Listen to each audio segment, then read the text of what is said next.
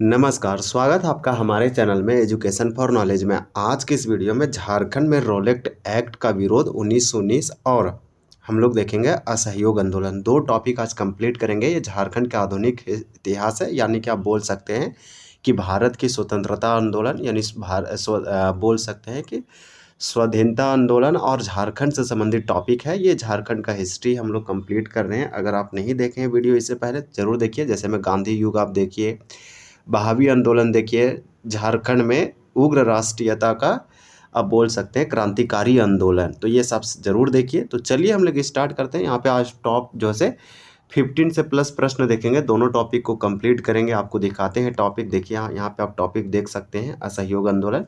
तो इसको भी कंप्लीट करेंगे और कुछ क्वेश्चन जो है महात्मा युग से संबंधित क्वेश्चन को रिवाइज करेंगे, जो कि हम लोग पिछले वीडियो में देख चुके हैं। तो झारखंड में रोलेट एक्ट ये एग्जाम में पूछा जा सकता है। ये जेपीएससी जेएसएससी और तमाम एग्जामों के लिए इंपॉर्टेंट होगा। लगातार यहाँ पे पूछे गए वही सब क्वेश्चन है जेपीएससी और जेएसएससी में, जो अलग अलग एग्जामों में पूछे गए। यहाँ पे पीवाईक्यू और आपका एमसीक्यू है, और हर टॉपिक वाइज एमसीक्यू बनाया गया है। जितना बनना चाहिए एक टॉपिक से उतना बनाया गया। तो चलिए देखते हैं। सबसे पहले रोलेट एक्ट के बारे में आपको जानकारी होना चाहिए। रोलेट एक्ट, इसे रोलेट एक्ट कहते हैं।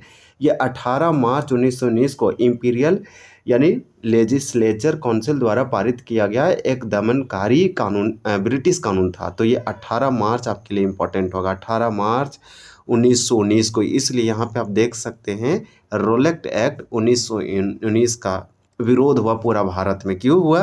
तो इसे बोलते हैं ना, काला कानून बोलते हैं। मतलब आप सिंपल याद रखिए कि रोलेट एक्ट 18 मार्च 1919 को इम्पीरियल इम्पीरियल जब कहते हैं तो मतलब कि ब्रिटिश यानी ब्रिटेन का संसद, तो इम्पीरियल लेजिस्लेचर काउंसिल द्वारा एक दमनकारी ब्रिटिश कानून था। इसे काला कानून या ब्लैक रूल भी बोल सकते हैं, कहा जाता था। इसके तहत ब्रिटिश सरकार को किसी भी संदिग्ध व्यक्ति को बिना मुकदमा चलाए 2 सालों तक जो है जेल में बंद करने की असीमित शक्ति मिल गया था। इतने ताकतवर कानून था।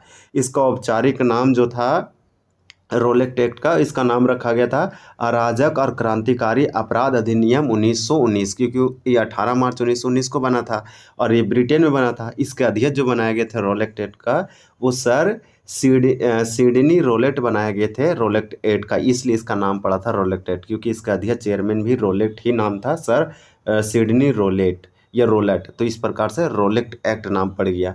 ये भारत में बढ़ रहे राष्ट्रीय आंदोलन और क्रांतिकारी गतिविधियों को कुचलना था इसका उद्देश्य इस कानून का। और विशेष अधिकारी की बात करें तो बिना वारंट के जैसे गिरफ्तारी और गुप्त सुनवाई होता था। तो ये बहुत ही ज़्यादा डेंजरस था। रोलेट एक्ट सत्याग्रह भारत में हुआ महात्मा गांधी के नेतृत्व में 6 अप्रैल 1919 को। पूरे देशव्यापी हड़ताल हुआ, सत्याग्रह का आह्वान किया गया। इसके बाद जलियांवाला बाग हत्याकांड होता है और 13 अप्रैल 1919 को। तो झारखंड में भी इसका प्रचार फैला। तो उसी से झारखंड से संबंधित कुछ प्रश्न दिया गया है। आपको दिखाते हैं कि झारखंड से संबंधित क्या प्रश्न दिया गया है और उसको हम लोग कंप्लीट करने की कोशिश करते हैं। तो चलिए देखते हैं कि यहाँ पे क्या क्या हमारा प्रश्न दिया गया है। देख सकते हैं कि बरेश्वर सहाय, आपसे सिंपल क्वेश्चन पूछा जा रहा है कि बरेश्वर सहाय और गुलाब तिवारी ने रोलेट एक्ट का विरोध कहाँ किया था? तो 1 का करेक्ट आंसर आपका यहाँ पे हो जाएगा सी, रांची में। आप याद रखिएगा, झारखंड में रोलेट एक्ट का विरोध 1919 में रांची में हुआ था। और किनके द्वारा किया गया था रोलेट एक्ट का विरोध? और बरेश्वर सहाय और Gulab Tiwari. Rowlatt act go back का नारा भी लगा था। वहीं आपका अगला प्रश्न है कि रोलेट एक्ट का विरोध में पलामू के जिला स्कूल के किस शिक्षक ने 6 छात्रों के साथ उपवास रखा था? तो आपका 2 है, तो 2 का आंसर आपका यहाँ पे सी होगा, रामदीन पांडे। तो रामदीन पांडे याद रखिए, ये रोलेट एक्ट के विरोध में 1919 में पलामू के जिला स्कूल के जो है से रामदीन पांडे एक शिक्षक थे, 6 छात्रों के साथ उपवास रखा था। 1919 ईस्वी में पलामू में जिला कांग्रेस कमेटी की स्थापना किसने की थी? तो सिंपल क्वेश्चन है कि पलामू में जिला कांग्रेस कमेटी का स्थापना किसने किया था? 1919 में पलामू में जिला कांग्रेस कमेटी की स्थापना। तो 3 का आंसर सी होगा। आप याद रखिएगा उपरोक्त दोनों यानी बिंदेश्वरी पाठक और भागवत पांडे। तो भागवत पांडे और बिंदेश्वरी पाठक के द्वारा पलामू में जिला कांग्रेस कमेटी का स्थापना 1919 में हुआ था। तो इतना ही रोलेट एक्ट से संबंधित आपका प्रश्न है। सारे प्रश्न देखें जिसका सारा ऑप्शन सी था। अब हमारा है असहयोग आंदोलन, जो कि इम्पोर्टेंट है, आपको इसके बारे में भी नॉलेज होना चाहिए। तो इसमें आप आज ये जान सकते हैं कि असहयोग आंदोलन को नॉन कोऑपरेशन मूवमेंट कहते हैं, यानी कि हमें कोऑपरेट नहीं कर रहा है, हमें सहयोग नहीं करना है ब्रिटिश को यानी कि अंग्रेजों को। इसी से संबंधित एक मूवमेंट, आंदोलन और विद्रोह था। इसका जो शुरुआत होता है वो 1 अगस्त को होता है। ये आपके लिए डेट बहुत इंपॉर्टेंट हो सकता है, 1 अगस्त 1920 को, ये आप याद रख सकते हैं। और इसका लीडर या नेतृत्वकर्ता महात्मा गांधी के नेतृत्व में होता है। इसका उद्देश्य क्या था असहयोग आंदोलन का? तो ब्रिटिश सरकार के अन्यायों, जैसे में रोलेक्ट एक्ट, जलियांवाला बाग हत्याकांड जो कि 13 अप्रैल 1919 को हुआ, इसी प्रकार से रोलेक्ट एक्ट 1919 18 मार्च हम आपको बता चुके हैं। इसके खिलाफ शांतिपूर्ण तरीके से एकदम पीसफुल असहयोग मतलब नॉन कोऑपरेट करके भारत के स्वराज स्वशासन प्राप्त करना था। असहयोग आंदोलन 1920 से लेकर 1922 ईस्वी तक चला। ये आपके लिए भी इम्पोर्टेंट हो सकता है डेट।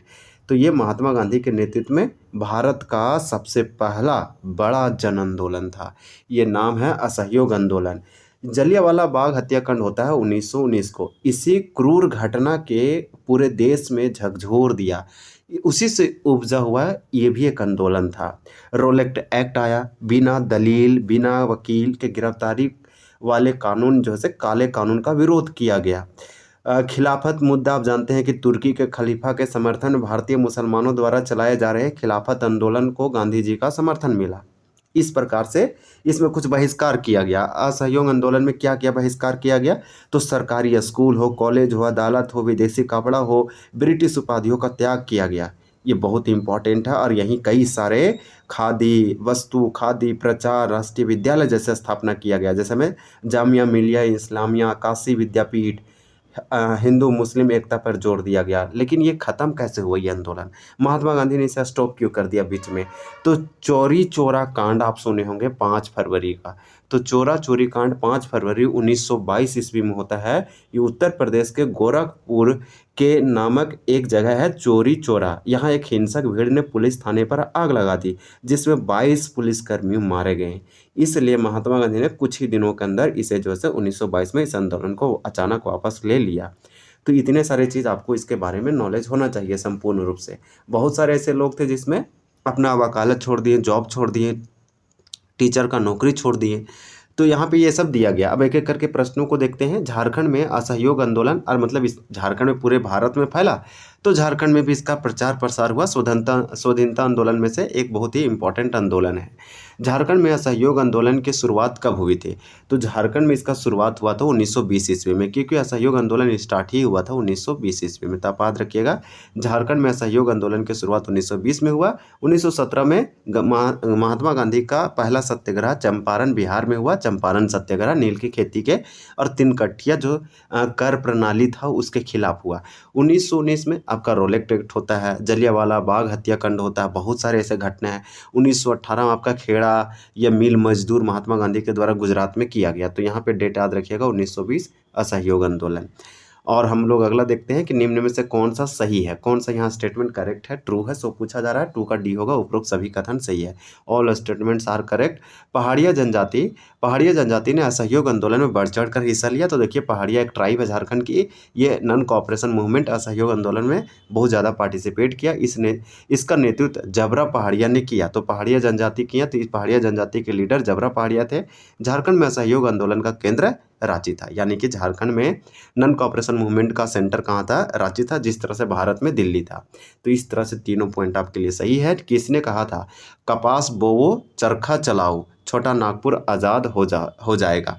तो कपास बोवो चरखा चलाओ, छोटा नागपुर आज़ाद हो जाएगा, ये किसका स्टेटमेंट है, कोट है? तो आपका यहाँ पे 3 का आंसर बी होगा, महात्मा गांधी के द्वारा ये बोला गया था। तो सिंपल याद रखिएगा, मोस्ट इम्पॉर्टेंट है। हम लोग अगला प्रश्न देखते हैं कि झारखंड के किस क्षेत्र में असहयोग आंदोलन के दौरान राष्ट्रीय विद्यालय की स्थापना की गई थी?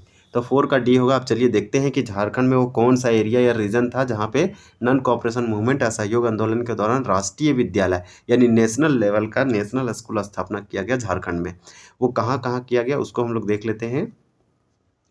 तो यहाँ पे आपका जो है सर राइट आंसर हो जाएगा। ये पूछा जा सकता है, आपका डी हो जाएगा। यहाँ के उपरोक्त सभी, यानी रांची में भी राष्ट्रीय विद्यालय, लोहरदगा में भी, और असहयोग आंदोलन 1920 के आसपास डाल्टनगंज, यानी कि मेदिनीनगर डाल्टनगंज, अब बोल सकते हैं पलामू, रांची और लोहरदगा में राष्ट्रीय विद्यालय खोले गए थे 1920 ईस्वी के असहयोग आंदोलन के समय।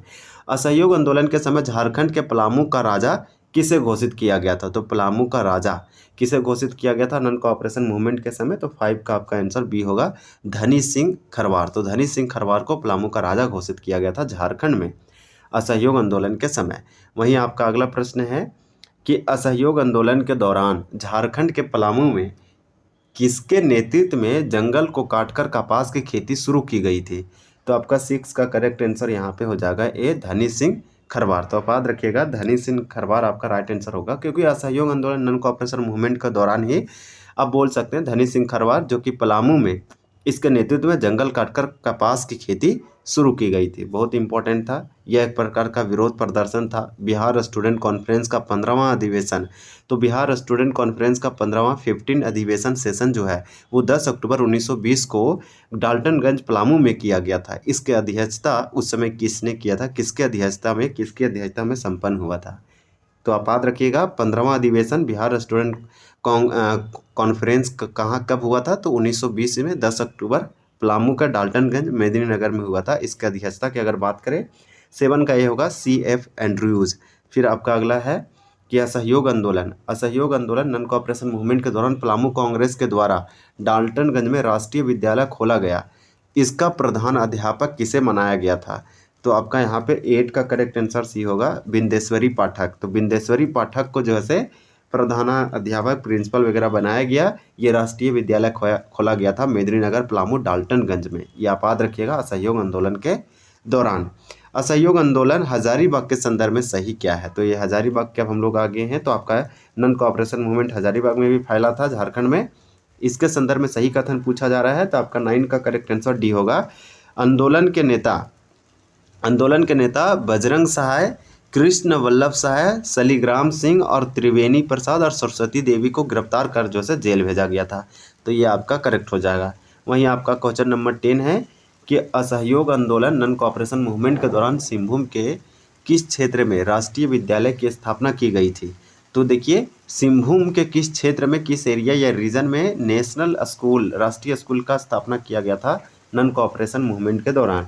तो आपका होगा चक्रधरपुर। तो आप याद रखिएगा, चक्रधरपुर में जिस प्रकार से पलामू के डाल्टनगंज में राष्ट्रीय विद्यालय खोला गया था नॉन कोऑपरेशन मूवमेंट के दौरान, इसी तरह सिंहभूम में चक्रधरपुर में राष्ट्रीय विद्यालय। असहयोग आंदोलन झारखंड हेतु सिंहभूम के संदर्भ में जो है सही का चयन करें। आपका 11 का करेक्ट आंसर यहाँ पे डी हो जाएगा। उपरोक्त सभी कथन सही है, यानी कि नॉन कोऑपरेशन मूवमेंट असहयोग आंदोलन झारखंड के संदर्भ में, झारखंड हेतु सिंहभूम के संदर्भ में। तो देखिए, जून 1921 में मजरूल हक का जो है आगमन चक्रधरपुर में हुआ। तो मजरूल हक बिहार के व्यक्ति थे और इनका जो है आगमन चक्रधरपुर में हुआ था जून 1921 में। 15 मार्च 1921 को पूरे जमशेदपुर में हड़ताल का आयोजन किया गया। तो ये भी सही है और आपका ये भी सही है। सिंहभूम के गुरुचरण हो ने साथियों के साथ जो है 1921 ईस्वी में अहमदाबाद कांग्रेस अधिवेशन में भाग लिया। तो ये आपका सारा इसमें सही है। फिर आपका अगला प्रश्न हम लोग इसमें कवर करते हैं। देखिए, गिरिडीह में असहयोग आंदोलन का नेतृत्व किसने प्रदान किया था? तो गिरिडीह में असहयोग आंदोलन का नेतृत्व किसने प्रदान किया, सो आपसे पूछा जा रहा है। 12 का आंसर बी होगा, बाबू बजरंग सहाय ने। गिरिडीह में नॉन कोऑपरेशन मूवमेंट का लीडर बाबू बजरंग सहाय थे। असहयोग आंदोलन नॉन कोऑपरेशन मूवमेंट के दौरान झारखंड के किस क्षेत्र को अशांत क्षेत्र घोषित किया गया था? ये क्वेश्चन हमें लगता है ज़्यादा इंपॉर्टेंट है, क्योंकि अब देखिए, नॉन कोऑपरेशन मूवमेंट असहयोग आंदोलन के दौरान झारखंड का वो कौन सा रीजन है जिसे अशांत घोषित कर दिया गया? तो ये आपके लिए मोस्ट इंपॉर्टेंट होगा। आपका 13 का आंसर भी होगा साहेबगंज को। साहेबगंज संथाल परगना में आता है, आप यहाँ पे याद रख सकते हैं। और इसे जो से अशांत घोषित किया गया था इस रीजन को। वहीं आपका अगला प्रश्न, चलिए इसमें हमारा इतना ही प्रश्न था। अब हम लोग अगला टॉपिक जो है अगले वीडियो में देखेंगे। देखिए, स्वराज पार्टी से संबंधित क्वेश्चन है, तो स्वराज पार्टी करेंगे और खादी आंदोलन और झारखंड, इस प्रकार के टॉपिकों को कंप्लीट करेंगे। हमारा बहुत अच्छे से ये टॉपिक चल रहा है। अब देख सकते हैं कि हम लोग जो है गांधी युग को कंप्लीट कर चुके हैं। आप ज़रूर प्लेलिस्ट देखिए, ये पूरा मैं हूँ झारखंड बुक है जो कि लिखा गया है देव कुमार के द्वारा। उसका फर्स्ट एडिशन MCQ है। झारखंड में उग्र राष्ट्रीयता का प्रसार ये भी कंप्लीट किया। और हमारा टॉपिक चल रहा है चैप्टर लेसन 14 इस बुक में, झारखंड MCQ, जो कि स्वाधीनता आंदोलन और झारखंड से संबंधित टॉपिक है। तो आप शुरू से देखिए आपका बहुत अच्छे से कंप्लीट होगा। गांधी युग से आपको थोड़ा थोड़ा कुछ क्वेश्चन हम रिवीजन करवा देते हैं ताकि आपको जो है ये वाला क्वेश्चन ना छूटे। सिंपल आपसे यहाँ पूछा जा रहा है कि महात्मा गांधी पहली बार कब आए थे, तो यह हो जाएगा 3 जून 1917 को आए थे। महात्मा गांधी का प्रथम 4 यात्राओं का संबंध किससे था, तो ये चंपारण से था, आप याद रखिएगा। वहीं आपका अगला प्रश्न है, प्रश्न ये है कि जब महात्मा गांधी पहली बार झारखंड आए थे तब उस समय तत्कालीन बिहार उड़ीसा के लेफ्टिनेंट गवर्नर कौन थे, तो 3 का आंसर ये होगा एडवर्ड एल्बर्ट गेट थे। महात्मा गांधी जी पहली बार रांची किसके साथ आए थे, तो पहली बार महात्मा गांधी किसके साथ आए थे, 100 पूछा जा रहा है, तो 4 का आपका आंसर भी होगा ब्रज किशोर बाबू। रांची में किस आंदोलन की रूपरेखा तैयार की गई थी, तो चंपारण सत्याग्रह की रूपरेखा तैयार किया गया था। वहीं आपका अगला है कि महात्मा गांधी जी की पहली जमशेदपुर यात्रा के दौरान देशबंधु स्मृति कोष हेतु कितने रुपये जो से प्रदान किए गए थे, तो 6 का आंसर आपका यहाँ पे डी होगा, 5,000 रुपये जो से प्रदान किया गया था। आप देख सकते हैं ये टाना भक्तों के संबंध में गलत पूछा गया था, तो 7 का आपका आंसर सी हो जाएगा, ये वाला आपका गलत है। बाकी सारा आपका सही है कि टाना भक्तों के नामक आंदोलन यानी कि साल्ट या फिर बोल सकते हैं दांडी आंदोलन या नमक आंदोलन के दौरान नमक नहीं बना पाने के कारण नमक खाना छोड़ दिया था। टाना भगत गांधी टोपी पहनते थे और हाथ में डंडा लेकर आज़ादी का प्रचार करते थे। गांधी जी की देशबंधु स्मारक कोष हेतु 1,000 रुपये की थैली भेंट किए थे। तो इस प्रकार से आपका यहाँ पे सारा का सारा दिया हुआ है, तो आपको सारे वीडियो देखना और आपको कंप्लीट करना है। इसी प्रकार से सारे के सारे इंपॉर्टेंट है। देखिए ये क्वेश्चन पूछा जा रहा है आपसे, और ये क्वेश्चन ये है कि भारतीय राष्ट्रीय कांग्रेस का गया अधिवेशन किस वर्ष आयोजित किया गया था, जिसमें छोटा नागपुर के 800 अधिवासियों ने हिस्सा लिया। ये 7 से 10 जेपीएससी मेंस 2022 में पूछा गया। आपका आंसर ये होगा 1922 में। 53वां वार्षिक कांग्रेस सत्र के झारखंड के किस जिले में आयोजित किया गया था, तो रामगढ़ में किया गया था 1940 में। तो चलिए हम लोग वीडियो को एंड करते हैं। ये आपको कुछ कुछ क्वेश्चन जो है रिवीजन करवाने का कोशिश किए हैं, और हमारा आज असहयोग आंदोलन कंप्लीट होता, बहुत जल्द स्वराज पार्टी स्टार्ट करेंगे। धन्यवाद, जय हिंद।